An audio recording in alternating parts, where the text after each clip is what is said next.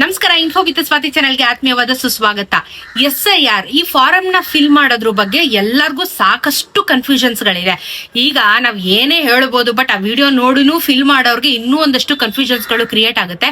ಮತ್ತೆ ಇನ್ನೊಂದು ಪ್ರಾಬ್ಲಮ್ ಏನಾಗಿದೆ ಅಂತ, BLOಗಳು ಇನ್ ಪರ್ಟಿಕ್ಯುಲರ್ ಆಗಿ ಕೆಲವೊಂದಷ್ಟು ಭಾಗಗಳಲ್ಲಿ ಹೆಲ್ಪ್ ಮಾಡ್ತಾ ಇಲ್ಲ ಅನ್ನೋದ್ರ ಬಗ್ಗೆನು ಕೆಲವೊಂದಷ್ಟು ಫೀಡ್ಬ್ಯಾಕ್ ಕೂಡ ಹೋಗಿರುವಂತದ್ದು ಗವರ್ಮೆಂಟ್ಗೆ.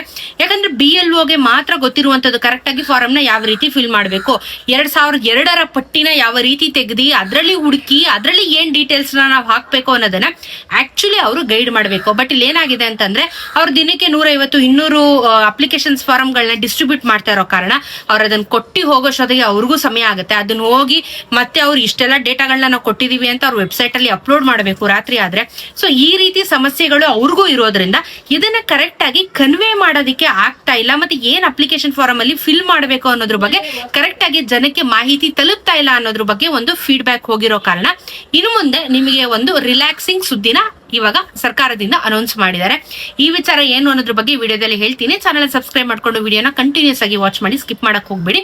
ಸೊ ಇವಾಗ ಮನೆ ಬಾಗಿಲಿಗೆ ಬರ್ತಾ ಇದ್ದಾರೆ. ಈಗ ನೋಡಿ, ಅವ್ರಿಗೆ ಸ್ಯಾಟರ್ಡೆ ಸಂಡೇ ರಜಾ ಅದು ಇದು ಅನ್ನೋದು ಏನು ಇಲ್ಲ.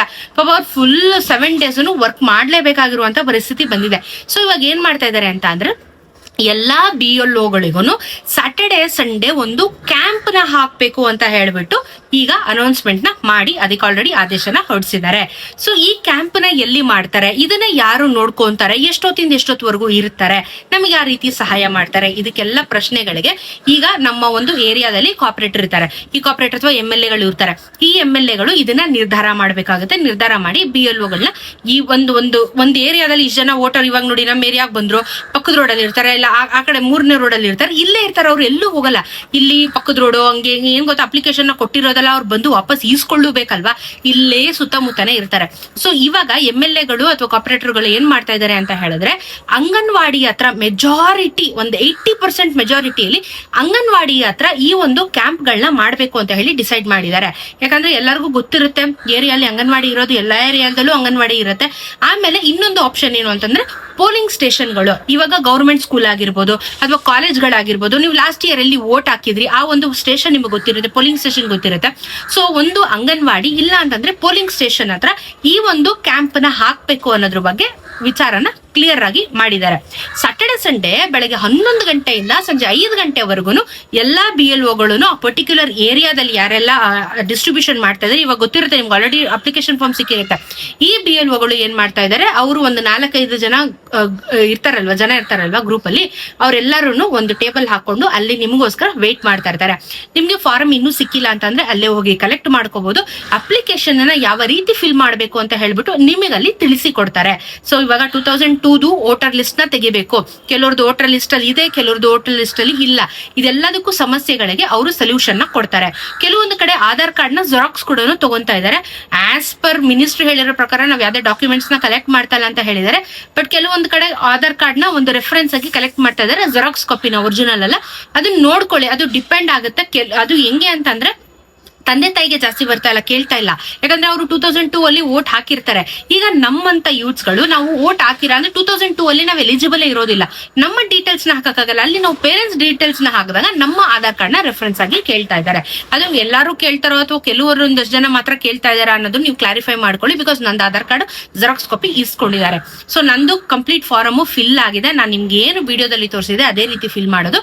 ನಂದು ಆಲ್ರೆಡಿ ಸಬ್ಮಿಟ್ ಆಯ್ತು, ಒಂದು ಸೈನು ಹಾಕಿ ನಮ್ಗಳಿಗೆ ಒಂದು ಡಾಕ್ಯುಮೆಂಟ್ ಆಲ್ರೆಡಿ ಕೊಟ್ಟಿದ್ದಾರೆ.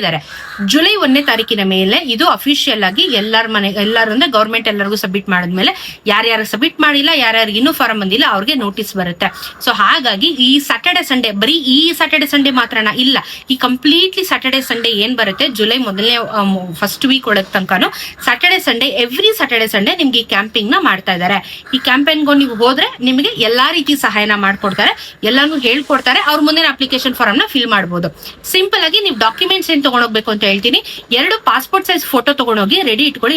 2 ಪಾಸ್ಪೋರ್ಟ್ ಸೈಜ್ ಫೋಟೋ ತಗೊಂಡೋಗಿ, ಒಂದು ಪೆನ್ ತಗೊಂಡೋಗಿ, ನಿಮ್ಮ ಆಧಾರ್ ಕಾರ್ಡ್ ಮತ್ತೆ ವೋಟರ್ ಐಡಿ ನ ಒರಿಜಿನಲ್ ತಗೊಂಡೋಗಿ, ಒಂದು ಕಾಪಿ ಜೆರಾಕ್ಸ್ ಇಟ್ಕೊಂಡು ಹೋಗಿರಿ. ಇಫ್ ಇನ್ ಕೇಸ್ ಹೇಳ್ತಾ ಇರೋದು, ವೋಟರ್ ಐಡಿ, ನಿಮ್ಮ ಆಧಾರ್ ಕಾರ್ಡ್, ಪ್ಯಾನ್ ಕಾರ್ಡ್ ಏನು ಕೇಳಲ್ಲ, voter ID, Aadhaar card correct ಆಗಿ ಅಡ್ರೆಸ್ ಅಲ್ಲಿ ಇರಬೇಕು.